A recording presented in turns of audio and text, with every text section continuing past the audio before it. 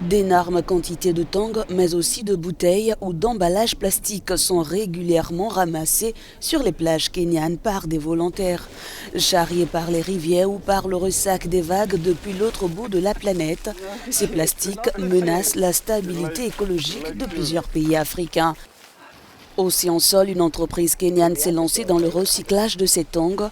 750 000 à 1 million de tongs sont recyclés par année, ce qui permet de créer environ une centaine d'emplois.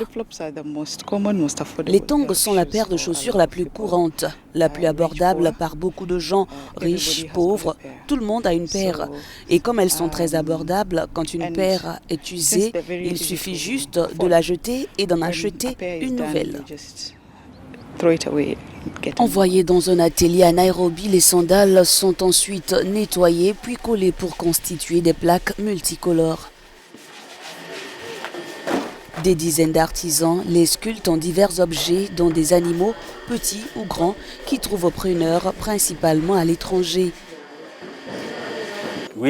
Chaque semaine, nous recevons environ 1,2 tonnes de tongs. Alors, si l'on convertit ce chiffre en mois, ensuite en année, cela fait plus de 40 tonnes par an. Il y a beaucoup de tongs. De plus, les artistes qui travaillent ici sont pour la plupart issus de la sculpture sur bois. Et de ce côté-là, nous sauvons des arbres, ce qui est bon pour notre environnement.